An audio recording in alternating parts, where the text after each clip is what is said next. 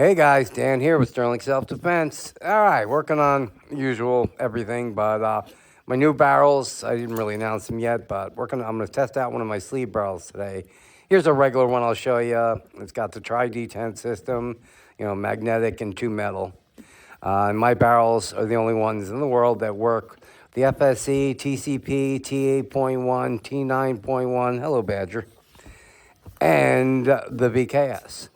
So, been working a long time to just make the perfect all-around barrel, and this has been my 686 barrel's been really good, and everyone's loved it and said it's getting great numbers.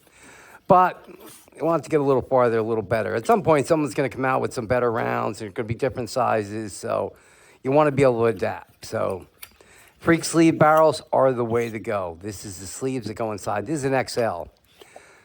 Barrel, dude, you really got to sit on my lap, dude? Back off, man. You can watch with everybody else. This is a freak sleeve. This is an XL, an 8-inch. The standard is the 5-inch. Badger, get out of my ear. God, this dog is driving me nuts. So far in the FSC, there's only been one freak barrel out. Labco and First Strike jointly make one with a 5-inch. And that's the total barrel is like 6 inches, maybe a little over. And it's got a 5-inch freak sleeve in it. So I've been trying new things with XL, like right now the FSC or BKS. No, you can't get a freak sleeve in an XL in either one of them. Now you can. So this is a freak sleeve, I think 9-inch. The sleeve itself is 8-inch, but the full total barrel is 9-inch. And I'm working on a new one I'm going to test now, the Megalodon. Let's grab this sucker. The Megalodon. A 24-incher monster. It's not cerakoted or anodized yet, but check this one out. It's a 3-piece system. Can be broke down to be smaller too, but start out with we got a 5-inch in there, 686 on this one, an 8-inch 686. Combining those together. Let me put this back together. Now, before I open up the other side, years and years of testing is, longer the barrel, at some point you're going to get backwards results where you're going to start getting resistance. So trying to find that's been a great ordeal over the years. Before I was able to get the velocity higher, 14-inch was really the biggest you could use, and then you were starting to go backwards because of restriction. It actually starts restricting the round and slowing it down. Then I got more velocity and higher power out of the guns, and we got up to around 8 inches, pretty good. You could use 20-inch, and you still weren't going backwards. But at some point, longer the barrel is, it's going to become restrictive. So what I'm testing today, I don't know if it's going to work or not. Well, we'll see. Is we've got the 5-inch, the 8-inch, and a little in between, and then I'm topping it off with a slightly bigger sleeve, moving up to 688 on the end one. This way, when it starts getting to that restrictive point, it opens up a little bit, and you still got the air forcing it forward. So I think it's going to work good, but you never know. We'll see. This is called the Megalodon. I got detents? Yeah, I got detents in there. And we're going to put it on this FSC over here. This is one I put out in a video the other day, but I didn't have the tank mounted. I mounted up a tank system on it. Did a side mount, something a little different.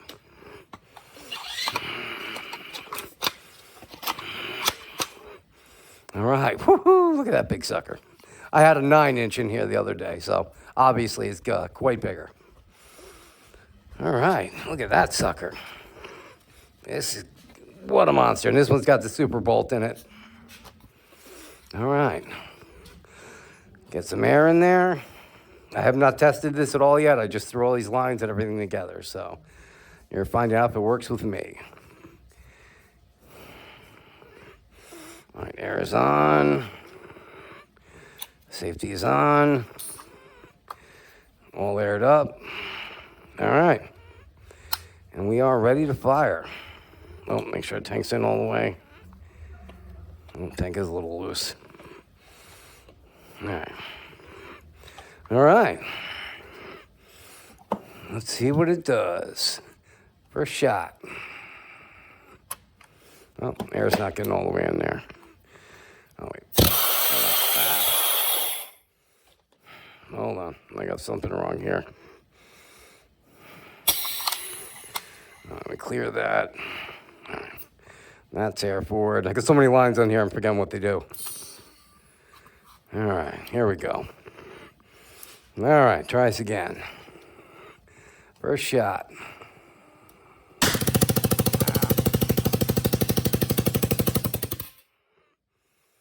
I shouldn't have put it on this one. I'm still working on this one. All right, hold on. Let me test it in a different gun. Give me 1 second. This one is not really ready yet. I threw it together real quick. So, still got to work on it. Give me 1 minute. All right, guys, I am back. All right, I put the Megalodon in my shorty, but it's no longer a shorty with that long barrel. All right, let's load up some HP68s. Yeah, sorry about that other one, guys. I'm working on so many different guns. I don't know which ones are working, which ones aren't, which ones are still being modified. Too much going on. You see, I got shit everywhere. Yeah, I start one project, move on to another one. Too much going on. Can't just make barrels all day long. It gets too monotonous. All right, load her up. All right, air her up. All right. All right, see who we get.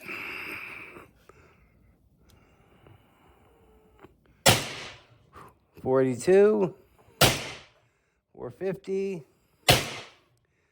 $486, $462. All right. Just getting some base numbers now. I want to change out that end one back to a 686 and see what it does. Let me grab one.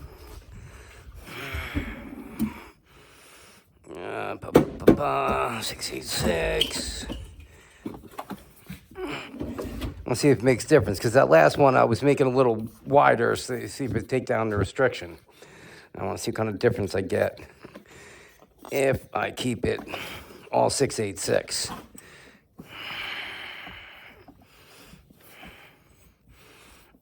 Now, I'm not going for high numbers or anything here. I'm not set high. I just want to see the number of differences when I change out that last part of the barrel.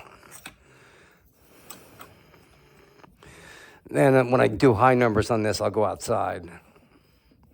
I want to check distance on the next test.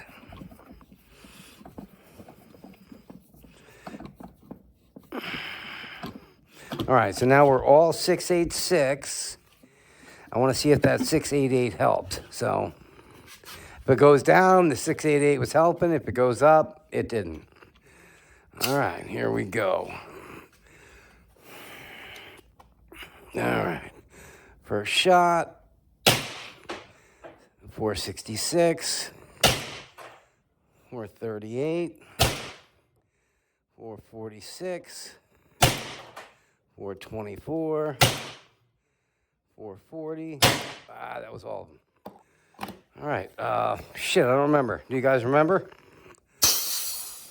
I didn't pay attention with the number before. They went up and down. Hold on, let me check. All right, guys, I was right. If you've seen the difference, the bigger barrel in the end, giving less restriction, made a big difference. It was like 486 when we're using the 688, and when I went to the all 686, there were lower numbers. There were 440s, 460s, but nothing real high. So what I thought was right. Right at that point is where you're starting to get some restrictions. So if you up it, it's only 2,000. Not even the eye can barely even see that. But as you can see, it does make a big difference. So when you're using long barrel, you want to come down in size in bore. Go up in size in bore toward the end. You got to find that happy point where it's giving the best power and cruising along nicely, and it's just about to start restricting it because it's still in a long barrel. But exactly what I said, I was right. I'm not always right. See, I just did another test the other day. I forgot to put that test up with the aluminum balls. And I thought I had this great idea, but, wait and see. I'll put that one out this week, too. All right, so that's it for me, guys. I will see you on the next one. Stay safe.